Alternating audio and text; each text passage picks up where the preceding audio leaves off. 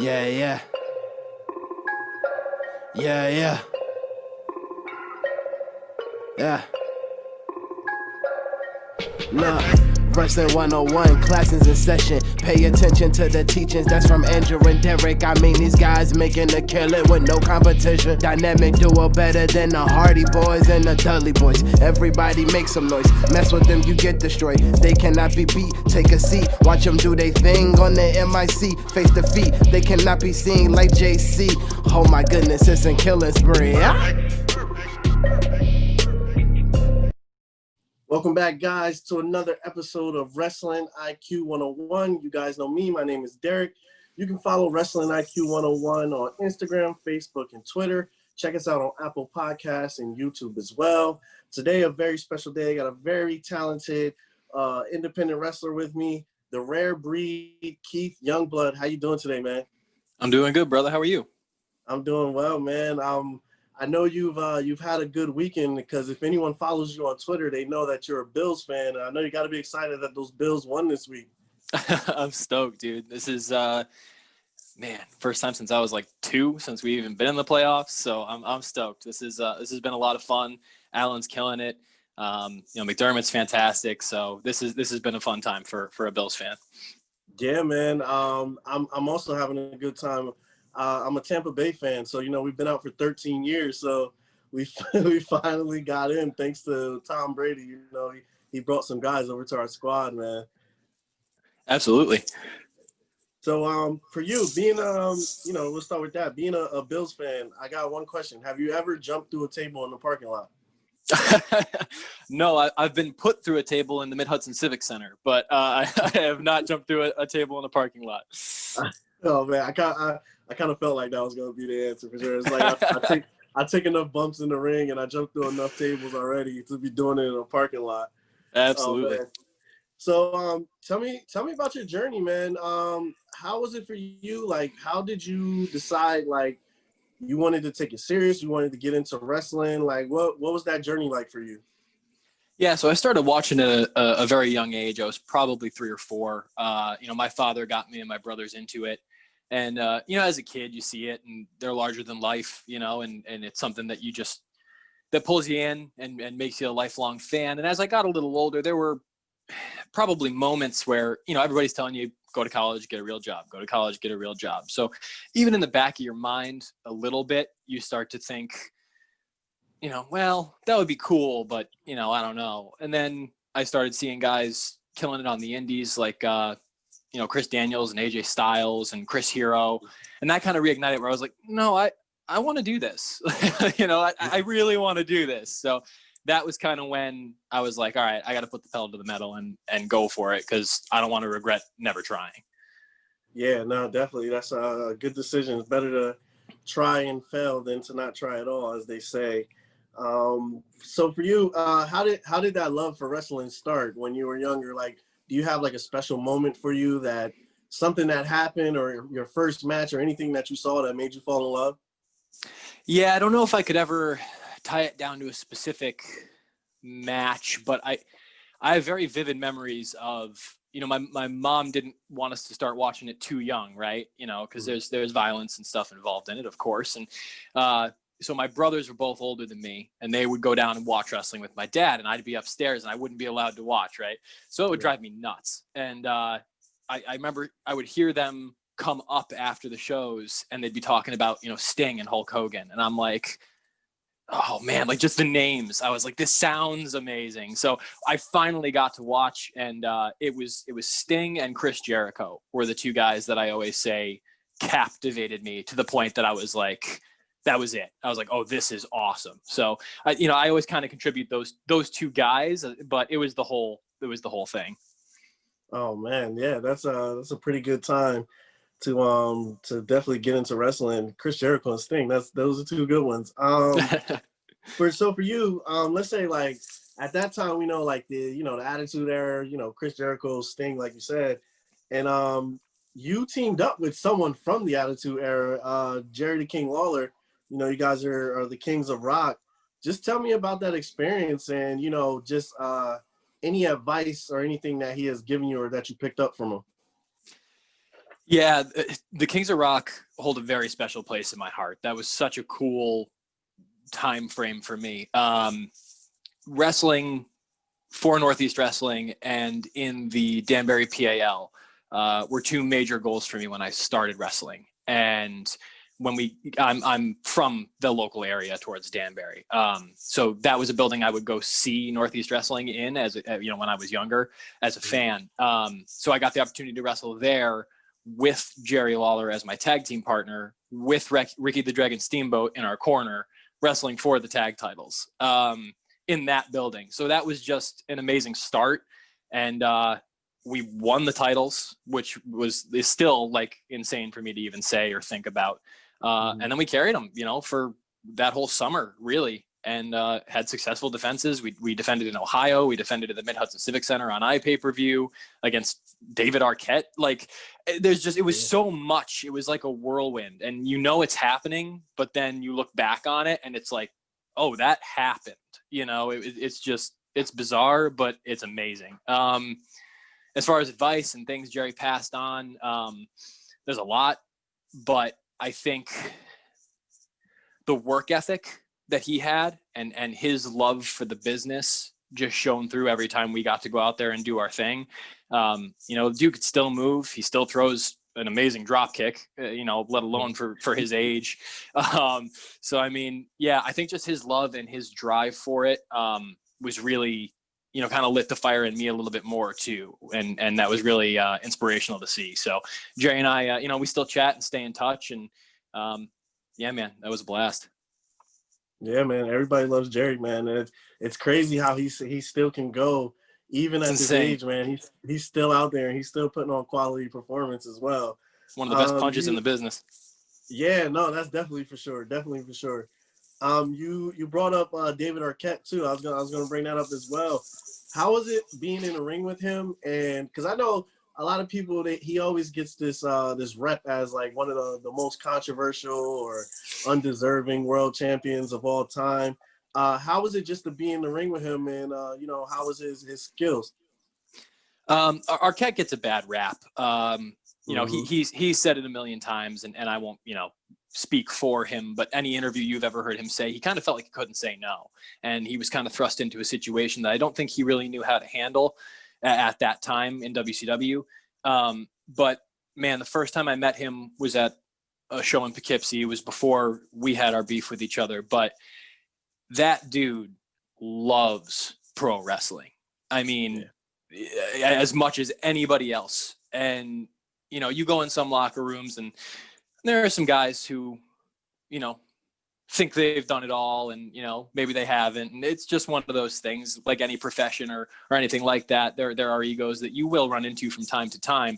But I mean, here's a guy who's a bona fide movie star, for whatever it's worth, held the WCW heavyweight championship, and he's in the back like a kid on Christmas. He's so excited to be there. He doesn't have a complaint in the world. He's like working on his own gear in the locker room, like making stuff to wear out there. And he puts in the work, dude. He's on movie sets and then he's doing, twice a day at the gym. So he makes sure he looks good when he's out there, and he respects professional wrestling. And he earned my respect over and over the time I spent with him in Northeast. Oh man. Yeah. That's just amazing to hear, man. Anybody who puts in the work definitely deserves all the respect in the world. So you are in your profile, you're known as "I am the embodied soul of rock and roll." So I always like the way music intertwines with wrestling. I have another show that I host. It's called the Rap and Wrestle Podcast, where I basically combine the worlds of hip hop and show the influences on wrestling. But rock and roll has just had the same amount of impact on wrestling as well as hip hop culture has. How has that impacted you as a person and in the ring? How would you say rock and roll has affected you? I think rock and wrestling go together like peanut butter and jelly, man. I think it's just there's so many similarities and ties that can be made, and like you said, for hip hop as well. Especially you look back at the NWO days, Kevin Nash and Conan and all the hip hop influences that those guys brought into the sport. Music in general and wrestling really go hand in hand. But For me, I grew up on rock and roll. I fell in love with 80s metal and 80s rock as I got into like my teen years. And then watching guys like David Lee Roth and Steven Tyler, and they just had this presence about them that was, there was just something. And it was kind of the same vibe I got when I got pulled into guys like Sting and Jericho, where it's that intangible it factor, whatever you want to say, that was just captivating about these guys. So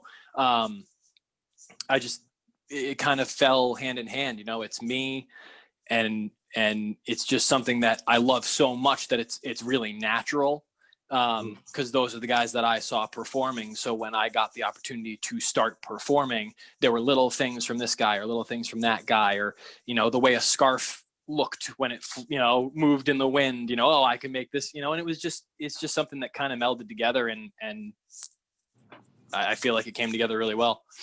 Yeah, no, definitely. So let's say for anybody now, me, I listen to rock and roll. I'm not gonna say I'm like a expert and I could tell you all these you know, artists and bands, but I am a listener of rock and roll for sure. But for anyone who's like trying to get into rock and roll, who would you advise for them to listen to? Oh man, that's a loaded question. I know so many, right?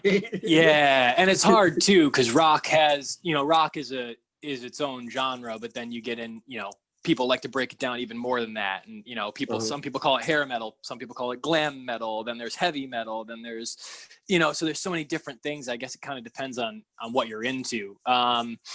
Yeah, I mean, Def Leppard, Motley Crue, Poison, you know, that's where I would direct you. And then there's more of the classic rock side where you got, you know, your Tom Petty's, and, you know, man, that's a loaded question. There's so many names bouncing into each other, but those names pop out right away. Definitely. See, now I got some guys that I could check out for sure. It took me into a whole new world. And if you're into the comedy and a little more adult sided, if you ever heard Steel Panther, check them out. Definitely, I'll check them out as well. So you've been in the ring, man, with you know, Brian Pillman Jr., Mike Verna. For whatever reason, I don't know why you would want to get in the ring with Dan Moff. That dude is just a beast. But you got in the ring with him as well. Who would you say is your favorite opponent, or, you know, favorite match that you've had, if you could pick one? Man, you're working my brain tonight.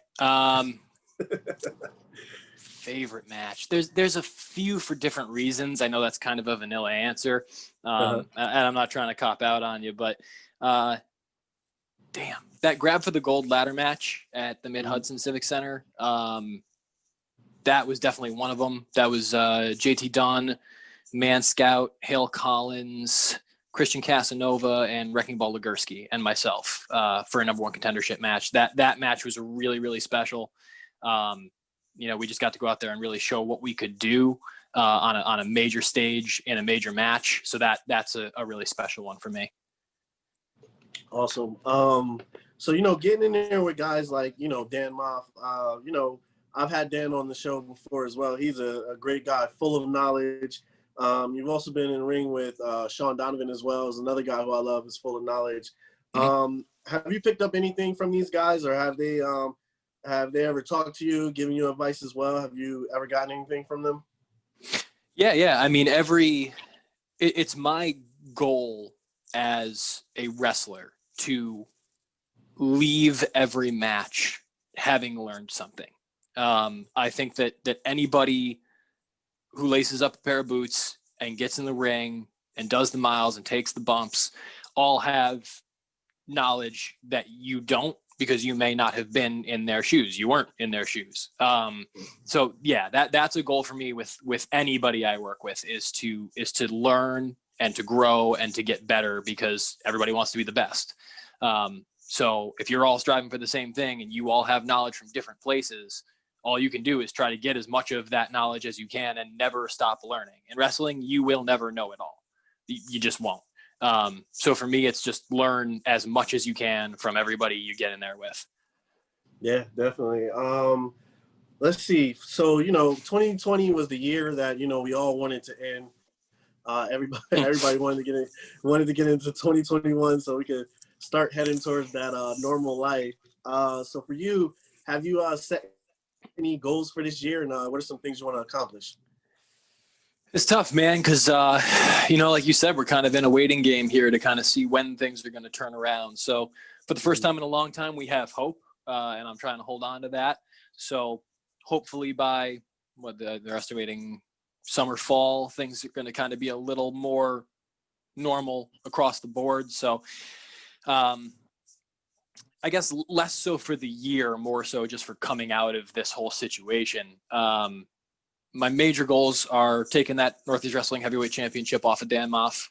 We were supposed to have our rematch in March, and he was unable to attend that show. I had to defend my contendership, and then everything shut down. So I still got my eyes on Moff, and that fight is still going to happen. So that's first and foremost priority one. After that, my main goal right now is probably Japan. Yeah. So New Japan is a place that I've loved and has influenced me a lot for a very long time. And I think that's where I need to be next. I think that's really the next step for me. So I'm going to be grinding towards that for sure. Yeah, that would be dope, man. I could really see, like, who you are as a wrestler, and, just your style and just your whole swagger. I think that would be a good fit, like, to be in Japan. I could definitely see that. Thank you. Yeah. And, so let's say outside of the ring, what would you say, what are some of your hobbies that you do when you're not wrestling? Man, wrestling is my whole life. I like to stay fit. I like to work out and do that stuff. I mean, that kind of ties into the wrestling too, but I've fallen in love with that in its own way. So kind of the fitness world and all that stuff, I try to stay up to date with, and I'm always looking to find new stuff for that. I'm definitely a gamer. I'm a Nintendo guy traditionally. So anytime I get a chance to sit down and play, obviously I've had that time lately. So that's been fun. I went to school for automotive collision repair, and I learned, how to paint there. So different spray painting and stuff like that, I really enjoy doing as well. Oh, wow. Nice. See, that was going to be I was going to say, you got any hidden talents? I guess that would be the hidden talent right there. Yeah, that's a good one. I enjoy archery as well. I'm not great, but I'm learning, getting a little bit better. That's where actually the bullseye stinger splash came from, or earlier in my career was the archery hobby. So yeah. Oh wow, man, that's pretty dope, man. So you're out there with the bow and arrow, and you're hitting the targets. Yeah, man. Oh man, that's pretty sick. I never got into that. So you're gonna have me trying a whole bunch of things, man. After this interview. You said you're into fitness. What is like a normal fitness routine like for you being a wrestler? It's tough, man. You just try to stay in the best condition you can. For me, I spent a very, very long time trying to put on size. I know that kind of sounds like the opposite. Most people are like, oh, I want to drop weight. For me, I could not put on weight no matter what I did. And it's equally as frustrating, especially when you're trying to get in the ring, and everything hurts a lot more when you're just kind of skin and bone, man. You get a big dude landing on you, you got nothing to protect yourself. So that was very hard for me. And my brother ended up becoming a personal trainer. I have a couple of friends who are personal trainers, and with some of their guidance and stuff, I finally started putting on that size. I was calling it the journey to 210 for a while there. I was promoting it on my Instagram and stuff. So finally hit 210 pounds and kind of leaned out a little bit after that. Now I'm trying to bulk back up. So it's just, as far as routines and all that, I don't get too crazy with it. I'm not a notebook in the gym guy. But I like to split up my parts throughout the week and try to do 4 to 5 days a week, a couple of rest periods in there, and just crank it out. Oh man, see, yeah, I was about to say you're trying to get to 210. I'm at like 206, and I'm fearing getting to 210. I'm trying to go down to like 185, man. Oh man, so you say you're a fan of Nintendo as well. I saw you had the Nintendo, the Youngblood shirt as well. What are some of your favorite Nintendo games? Yeah, and that's available on prowrestlingtees.com/Keith Youngblood. Nice, Um, nice. favorite Nintendo games. I'm a huge Zelda nerd. Nice. Love Zelda. Yeah, that was probably the first like video game franchise I fell in love with. Because I was always the kid, you know, when I was younger, I was going out in the yard and finding adventures with my imagination. You know what I mean? So like Yeah, when yeah. you get Zelda and that plays out in front of you and you're in control of this character, you're like, you feel like you're in it, you know? And the N64 was such a revolutionary platform at the time. You look back on it now and everything's all squared and triangled and, you know, the graphics have come so far. But I remember when Ocarina of Time came out, and that opening sequence played, my family was like gathered around the TV. We were like, it's like a movie, you know, it was so like crazy at the time. So yeah, I fell in love with Zelda. I'm a big Mario guy too. I mean, how can you not be? Yeah, I was a big Metroid guy too. I think Metroid Prime for the GameCube really pulled me in and made me love it. And you know, the original ones on the SNES and the NES, you know, had gotten me too. But oh man, yeah, no, I love Nintendo. It's so crazy now. I got my son. He has he wanted a Nintendo Switch for Christmas, so it's like you still can play the old games, but it's like a mixture of the new stuff too. Because now you can play like NBA 2K, you can play like all the new games and you know the old stuff as well. So it's like a collision of both worlds nowadays. I'm like, oh man, you know, I like the old stuff. I want strictly old stuff. That's all I want.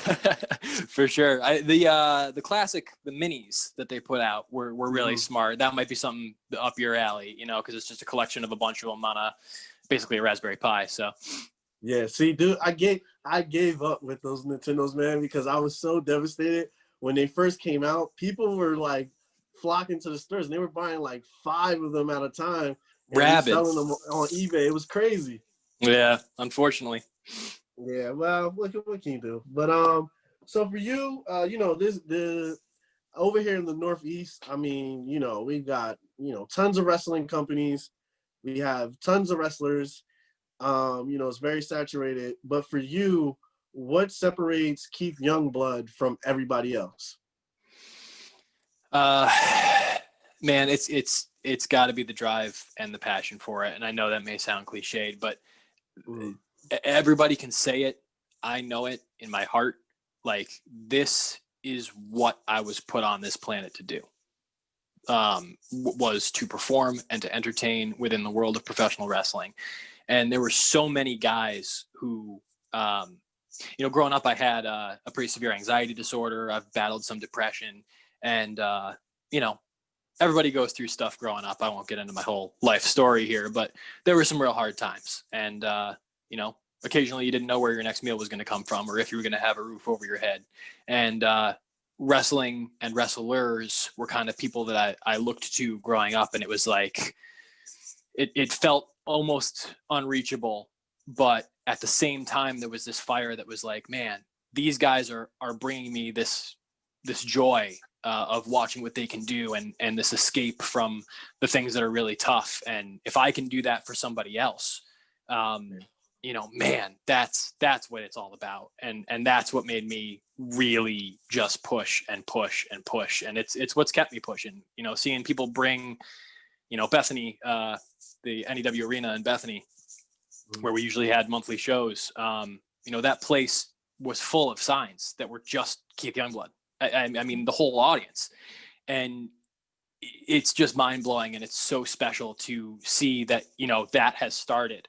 You know, I am being there for these people, and I'm giving them that kind of thing to watch or enjoy or whatever it means to them. Knowing that I'm doing that for somebody else is cool. And just knowing that the higher I go and the more eyes that get on me, I've always felt like I shine brighter every time the spotlight gets a little bit hotter. You know what I'm saying? Like, every time I get that next step up, it's not intimidating. It's like, yeah, okay, more. Give me more of that, because this is how I can help more people. This is how I can show the world what I've got. So, yeah, man, that kind of thing drives me. And I think it's something that not everybody else has to the same degree. Yeah, no, that's a good answer and a good way to look at it, and you know, a good way to want to motivate others as well. You know, we talked about your, you know, your favorite opponent. I asked, who are some people that you haven't gotten in the ring yet that you would like to get in the ring with? Ooh, that is a long list. Definitely those few guys that I mentioned who kind of lit the fire under me to begin with that are still doing it. Guys like Jericho, you know, that's obviously a dream match for me.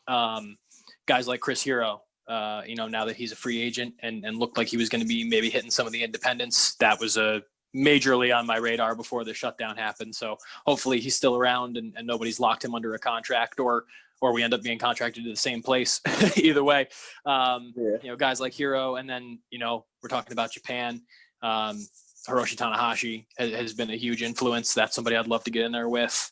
Naito, Ibushi, Matt Taven is somebody who's been around Northeast a lot and been a Ring of Honor. He's been somebody to lean on and a bit of a mentor and a teacher to me at times.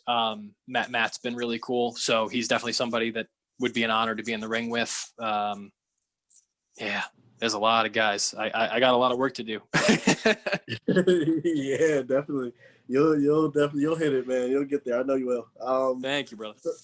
No problem. When it comes to, you know, the indies nowadays, I feel like wrestling is it's a little bit different than, you know, how it was, you know, when we were talking about those times of Chris Jericho and Sting. You know, those guys were getting contracted to, you know, big companies.